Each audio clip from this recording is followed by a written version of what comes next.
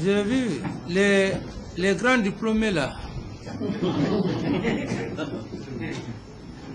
La langue de Molière, les gens l'ont roulé. Qui a applaudi ici? C'est pas super bobo que tout le monde vient d'applaudir. Monsieur Pachenko. Les autres là, ils ont parlé. Tu as parlé. Est-ce que quelqu'un a applaudi ici? Est-ce que ce qu'il a dit réellement, il a menti ou bien il n'a pas menti, objectivement? Ça, c'est l'affaire interne à la Guinée. Je ne rentre pas dans la politique. Et tu parles comme ça, je te renvoie. S'il te plaît, viens là. Regardez-moi ça.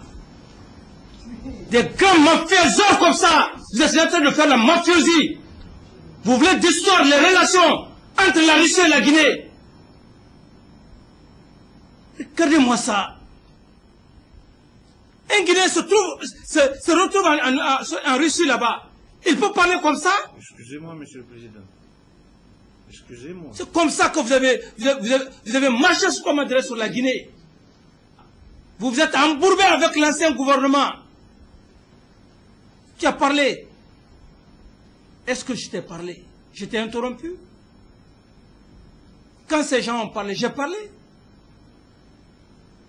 Je prends l'exemple sur Super Bobo. C'est aux Guinéens d'ailleurs que je parle. Pour dire, vous êtes les plus grands diplômés. Qui a applaudi ici? Super Bobo n'a pas parlé. Tout le monde a applaudi. On vous demande. Vous dites que vous n'êtes pas dans la politique. Quelle politique? Tu es un voleur alors. Parce que l'usine là, c'est pas toi qui as fait cette usine là. Cette usine là nous appartient. Ça appartient à nos parents. Pardonnez-moi, Monsieur le Président. C'est la politique. Quand on parle de l'achat, du rachat d'une usine, c'est une politique. C'est la politique. Aujourd'hui maintenant, on a des gens qui sont sur notre dos. Tu es couché, tu es tranquille. C'est encore plus grave que la politique. C'est le machiavélisme. C'est la politique. C'est la subversion. Est-ce que Super Bobo a parlé de la politique? Il a parlé clairement et nettement. Il n'a même pas pris ton exemple. Il a pris sur tous les Guinéens. Excusez-moi, je ne comprends pas tout, peut-être. J'ai dit ce que Super Bobo a dit. Est-ce que c'est faux ou bien c'est réel? Répondez à la question. C'est réel, Monsieur le Président.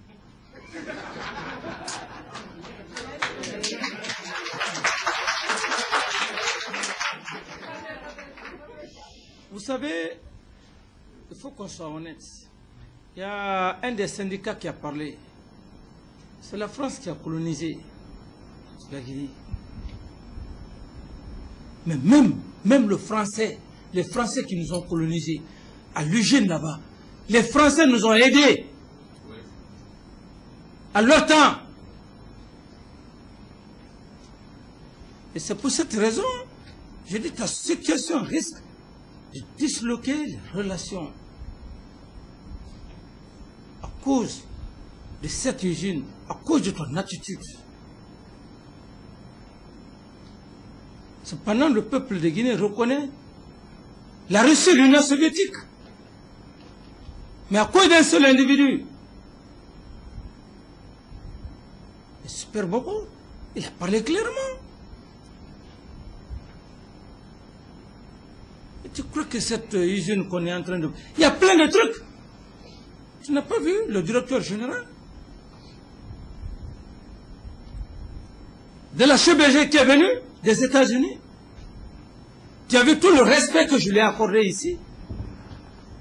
Si tu n'as pas eu la chance, cherche à voir la bande. Avec tout le respect, tout le comportement.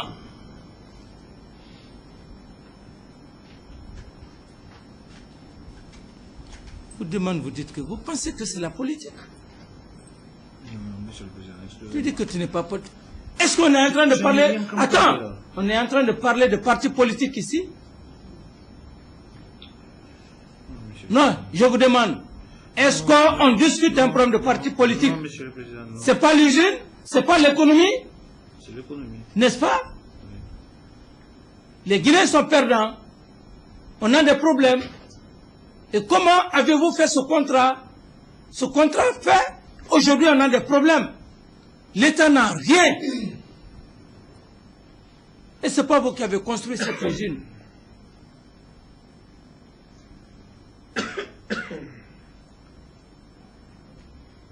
Est-ce qu'on parle de politique ici? On parle d'économie. Moi, je l'ai dit, hein, je ne suis pas ces gouvernants, ces anciens gouvernants que vous avez vus. Hein, je suis très différent d'eux. Parce que moi, je n'ai pas besoin de votre argent. Je n'ai pas besoin que je sois corrompu pour prendre les biens de l'État donnés.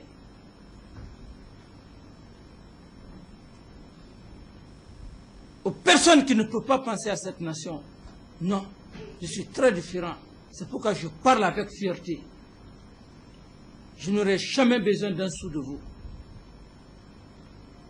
Même si vous me donnez combien de millions de dollars, je n'en ai pas besoin.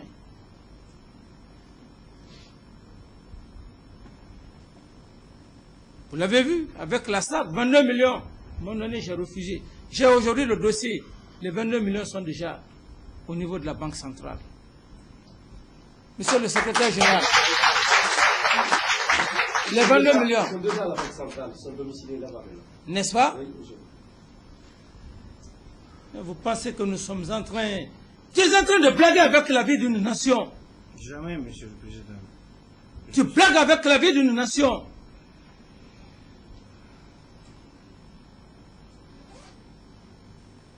Excusez-moi, Monsieur le Président. Est-ce que vous pouvez... Ton attitude, ta façon de répondre. Tu crois que tu as affaire aux gens que tu as connus? Monsieur le Président, excusez-moi. Faites le faveur, excusez-moi. Si j'étais impoli, excusez-moi.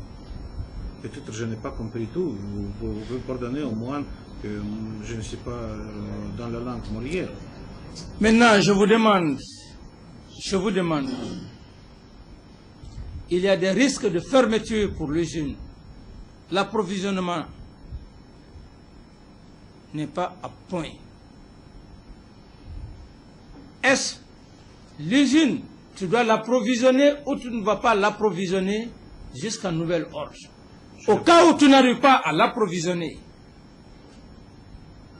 quelles sont les solutions que nous devrons prendre en votre encontre?